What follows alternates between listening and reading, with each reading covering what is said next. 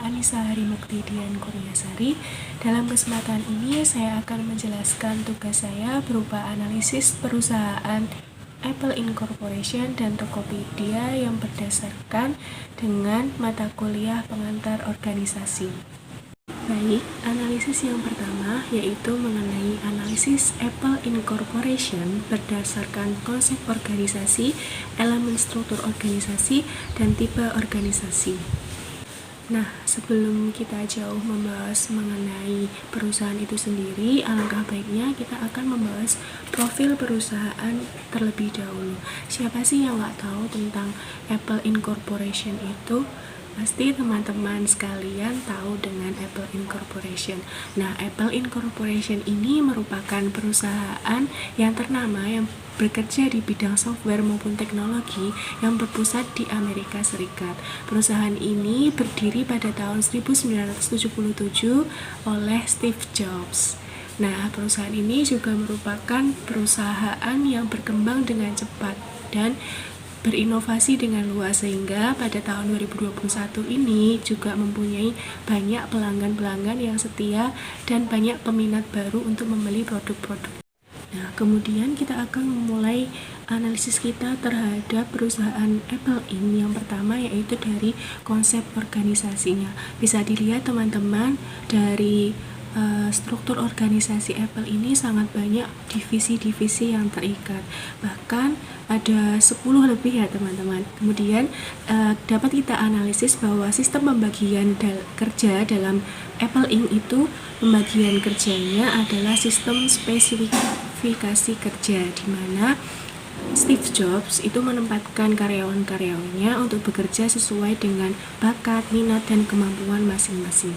Kemudian untuk jenis struktur organisasi itu dari Apple Inc. Menurut saya Apple Inc. itu termasuk dalam organisasi matriks, di mana organisasi matriks adalah organisasi yang terkonsep secara modern atau bahkan lebih modern daripada konsep-konsep organisasi yang lain.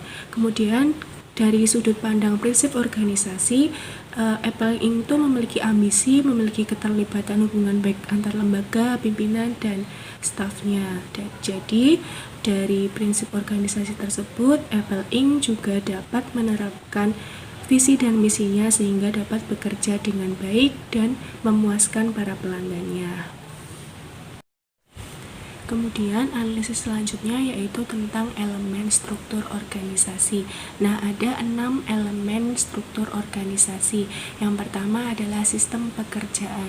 Nah, sudah saya jelaskan sebelumnya bahwa sistem pekerjaan dari Apple Incorporation adalah sistem spesialisasi. Kemudian yang kedua adalah departementalisasi atau juga bisa disebut sebagai departemen yang ada di dalam Apple Incorporation. Nah, departemen yang ada di dalam Apple Incorporation itu ada departemen marketing, engineering, lalu ada desain, dan lain sebagainya. Kemudian yang ketiga adalah hubungan pelaporan. Nah, di dalam hubungan pelaporan di Apple Incorporation itu ada sebuah forum diskusi atau dialog dan evaluasi untuk sharing dan apresiasi terhadap setiap keberhasilan. Jadi dengan adanya forum diskusi tersebut, pelaporan antar departemen maupun antar karyawan tidak akan terjadi miskomunikasi dan semua masalah akan diselesaikan secara musyawarah di dalam forum tersebut. Elemen struktur organisasi yang keempat adalah distribusi wewenang. Distribusi wewenang dalam Apple Incorporation ini yaitu Steve Jobs itu membagi 100 karyawannya untuk bekerja langsung dengan beliau. Maksud beliau untuk membagi 100 karyawannya itu yaitu menempatkan bahwa posisi-posisi yang utama atau yang memiliki kemampuan lebih daripada karyawannya akan diberikan kesempatan untuk bekerja dengan beliau dan sering untuk membicarakan hal-hal yang berkaitan dengan manajemen strategis. Kemudian selain itu, dengan adanya job description atau juga bisa dari CEO atau COO atau dari job description yang lain, maka itu akan membantu tentang distribusi wewenang yang ada di dalam Apple Incorporation. Kemudian, elemen struktur organisasi yang kelima adalah koordinasi kegiatan. Nah, dari koordinasi kegiatan ini itu berkaitan dengan sistem departementalisasi atau di dalam koordinasi kegiatan tersebut memiliki garis koordinasi atau job description yang jelas tentang sistem pembagian kerja yang ada di dalam Apple Inc. Jadi antar koordinasi kegiatannya bisa berjalan dengan lancar. Kemudian struktur organisasi yang keenam adalah membedakan antara posisi lini dan staf. Nah, melalui sistem spesifikasi kerja atau spesialisasi kerja dapat terlihat jelas bahwa pembagian antara lini dan staf itu sangat jelas dan karyawan itu tidak bingung mana yang staf biasa dan mana yang eksekutif. Jadi karyawan dapat membedakan antara posisi atau komunikasi-komunikasi yang ada di dalam Apple Inc. tersebut. Nah, kemudian analisis selanjutnya tentang jenis organisasi dari Apple Inc. itu sendiri.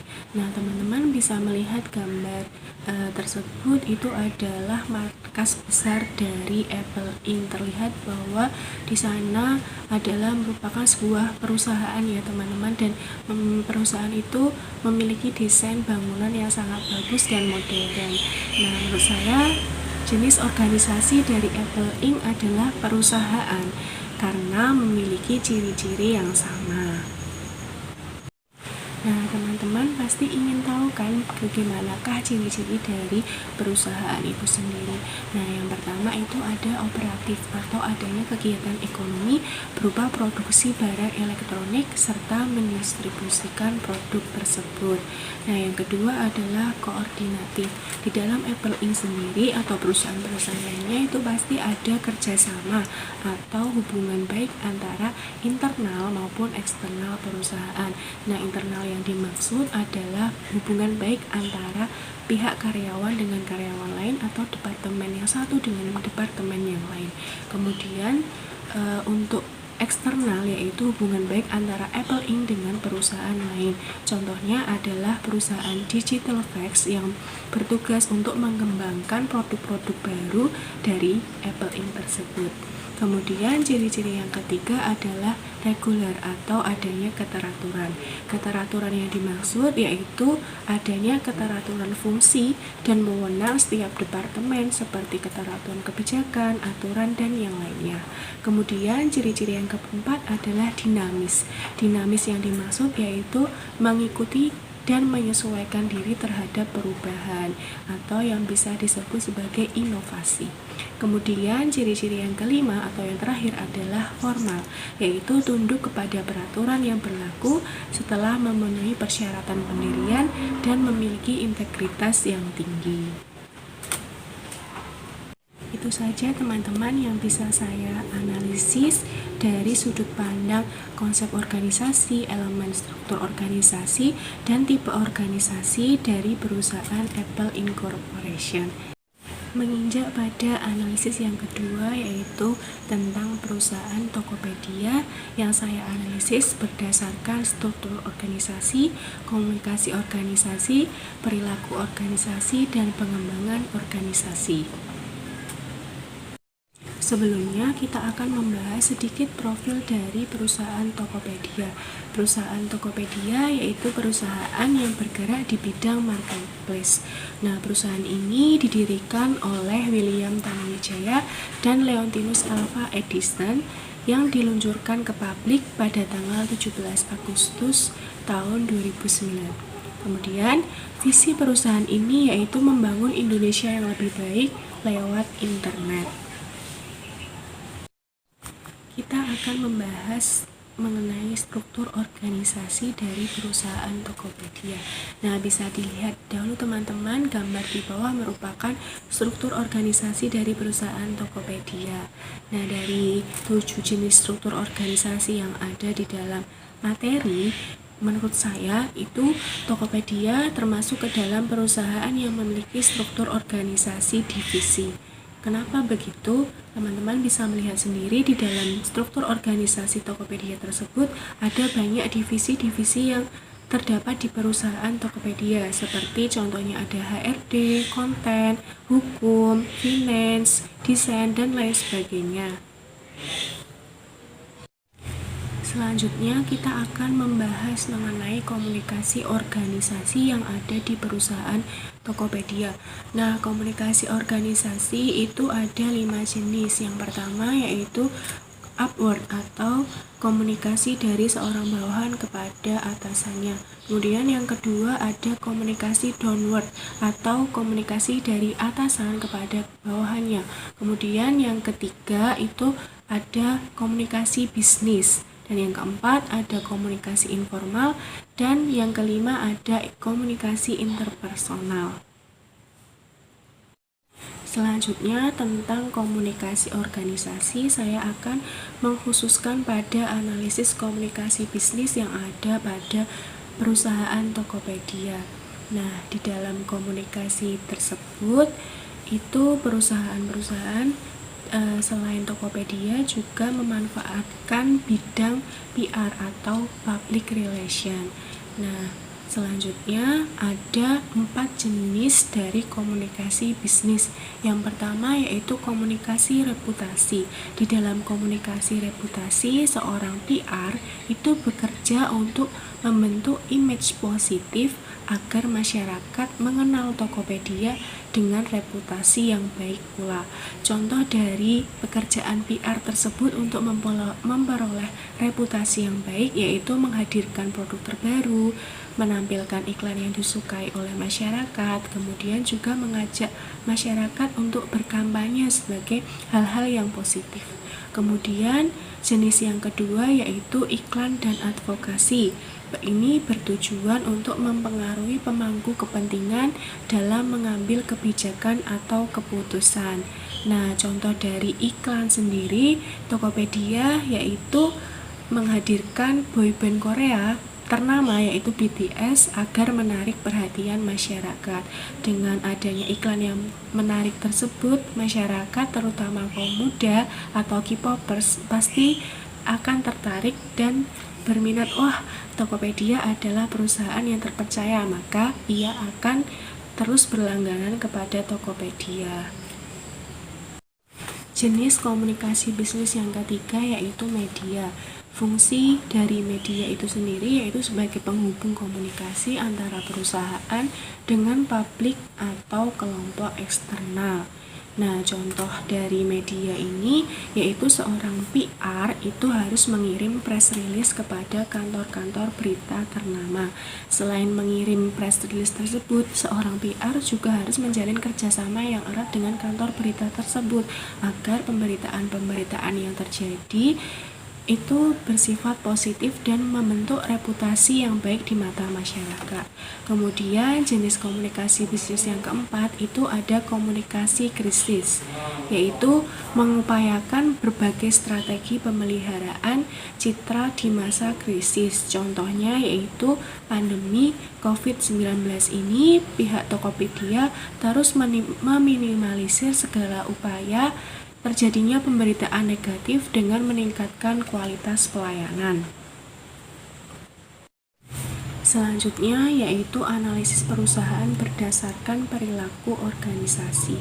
Di dalam analisis perilaku organisasi ini, saya mengambil analisis dan pengolahan data penelitian yang dilakukan oleh Lydia Widyasworo pada tahun 2014. Hasilnya yaitu variabel lingkungan kerja yang ada pada Tokopedia itu mempunyai pengaruh yang sangat signifikan terhadap kinerja karyawan. Nah, variabel-variabel tersebut diantaranya yaitu tidak adanya senioritas, kemudian adanya sistem rolling jabatan, dan ruang kerja Tokopedia yang dibuat terbuka, sehingga antar karyawan membaur tanpa memandang divisi dan jabatan. Selain itu, analisis selanjutnya yaitu Tokopedia memiliki perilaku organisasi model sistem. Nah, model sistem ini merupakan model yang mempertimbangkan keseluruhan struktur dan lingkungan tim, bakat, potensi, dan tujuan individu. Analisis yang terakhir yaitu tentang pengembangan organisasi di dalam perusahaan Tokopedia. Dari sisi yang pertama yaitu sisi hard skill, Tokopedia itu memiliki visi yaitu Tokopedia Shaping Better Indonesia Through the Internet. Nah, di dalam Tokopedia tersebut terdapat hal yang penting, salah satunya yaitu mengapa belanja online di Tokopedia aman dan nyaman. Jawabannya yaitu lebih aman belanja di Tokopedia karena pembayaran konsumen baru diteruskan kepada pihak penjual setelah barang diterima. Kemudian adanya banyak pilihan produk sehingga para konsumen bisa memilih produk sesuai dengan keinginannya, sesuai dengan budgetnya. Pengembangan yang kedua yaitu dilihat dari sisi soft skill para karyawannya. Nah, Tokopedia sendiri memiliki kualifikasi yang cukup tinggi untuk para pelamar kerja di perusahaannya. Contohnya di bidang spesialis media sosial, persyaratannya yaitu S1 komunikasi, yaitu di bidang marketing atau advertising atau public relation. Kemudian yang kedua memiliki 1-3 tahun pengalaman di bidang yang relevan, maksimal 27 tahun, dan memahami tentang kerja tim penjual dan e-commerce. Kemudian pengembangan yang terakhir yaitu dari sisi e-commerce dan inovasi. Sebenarnya banyak sekali inovasi yang telah dilakukan oleh Tokopedia, namun saya hanya mengambil satu contoh yaitu yang baru-baru ini dilakukan oleh Tokopedia, yaitu merger antara perusahaannya dengan perusahaan Gojek yang dinamakan dengan Goto. Dari inovasi Goto tersebut bisa kita lihat bahwasanya Tokopedia merupakan perusahaan yang perhatian terhadap masyarakatnya atau konsumennya, sehingga ia melakukan inovasi dengan bermerger atau bekerja sama dengan perusahaan lain demi memuaskan pelanggan dan memenuhi kebutuhan pelanggan tersebut. Sekian penyampaian materi dari saya. Apabila teman-teman menemukan kesalahan dalam materi, teman-teman bisa menambahkan atau membenarkan jawaban yang benar itu di dalam kolom komentar. Terima kasih saya ucapkan pada teman-teman yang sudah menyempatkan waktunya untuk menonton video saya. Semoga bermanfaat dan see you next time.